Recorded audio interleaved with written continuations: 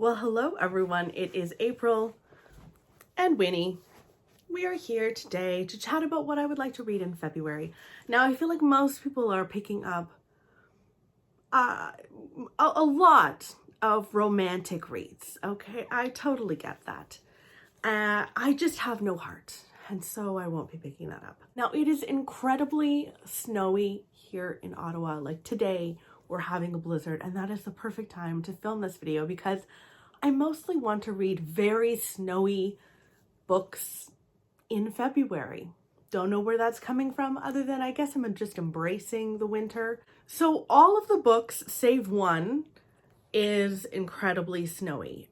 The one book that is outside of that is a library book. I'm listening on audio to How to Sell a Haunted House by Grady Hendrix. If you guys know me and you've been on my channel for a little while, you know how much I adore Grady Hendrix. The Southern Book Club's Guide to Slaying Vampires is my favorite horror book of all time.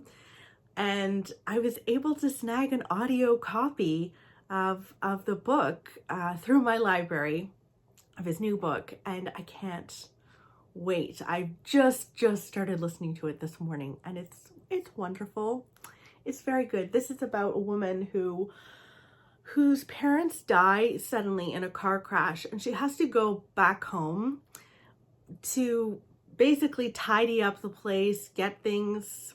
I don't know what you do in these situations exactly, but she's going back home to take care of business essentially, and she gets there and realizes that the house is haunted. And I think that there are strange puppets that do strange things, and I'm not usually really afraid of dolls. I know a lot of people are quite afraid of dolls, although I did have one creepy doll growing up that I used to have to like turn around at night. So maybe I am afraid of it, and this is going to bring all of that up from my childhood. Great.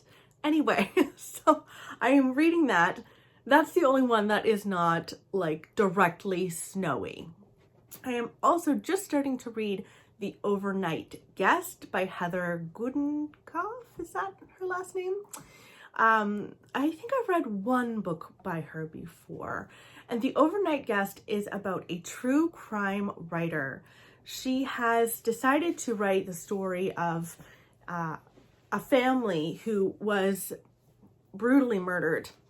The parents were brutally murdered, and then the two children were just missing for forever, essentially, since this crime occurred. And we meet her as she has moved locations. She's getting away from her ex-husband and her teenage son, who causes a lot of grief in her life. And she has actually moved to write this book, and she's moved to the location of where the crime happened. She's actually in the house, and we meet her when she's been there for a little while, and a snowstorm sets in, and she finds outside a little boy, about 5 years old, and she has to take care of him. She has no idea where he's come from, and she's taking care. And it's interesting so far. You kind of go back and forwards in time where you meet the family, many of which were killed suddenly, and then you follow her in the present day. So I am reading that. I also want to read on my Kobo, I Remember You. This is, I think, translated, and I can't remember if this is Swedish or I cannot remember from what. Like, I haven't looked at the book for a while. But I Remember You is a bit of a ghost story that follows a group of friends who go to a cabin, and I think are working on this cabin, building it up or something. And then they find that the cabin itself is haunted, and it's supposed to be very, very good, and a departure from her regular stories. The stories that she usually writes are kind of more detective-y in nature. It's also a very isolated cabin. You can't get there easily. So I love like an isolated setting. The rest of the books that I have for you are all in physical form. Next is an Ann Patchett book called Run. I adore Ann Patchett, and I've just recently started following her bookstore called Parnassus Books on Instagram and TikTok. I'm obsessed. She recommends all sorts of books that I've usually never heard of. I love her writing style in general, and I want to read all of the books that she's been recommending over on her Instagram. Highly recommend following her over there. And this book is a very snowy book about a father and his sons.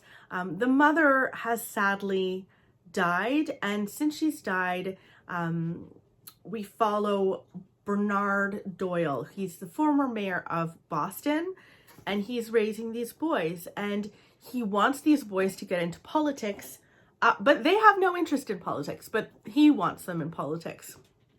They are all in a car crash during a very wintry, blustery day that involves a mother and a child, and he is going to stop at nothing to keep his children safe.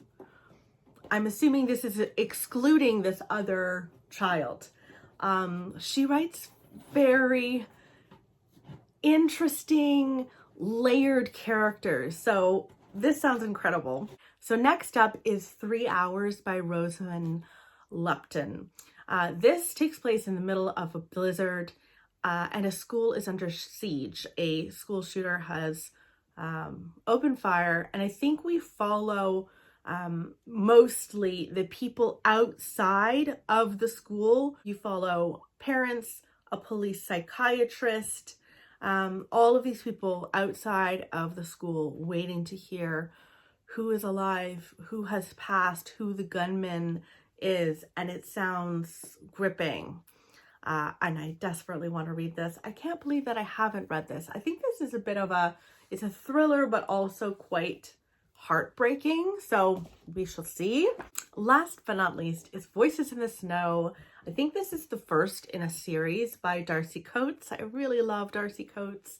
And this is following Claire, who is in a car accident.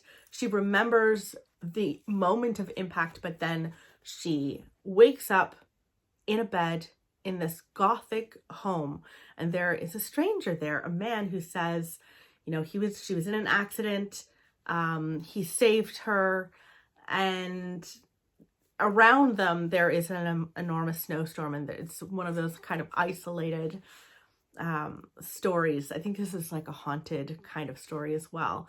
She's not sure if she can trust him, like she should be grateful to him for saving her, but can she trust him? And there are voices that she starts hearing that say that she cannot trust him. She's terrified that she's being hunted also by something just outside of the home in the woods.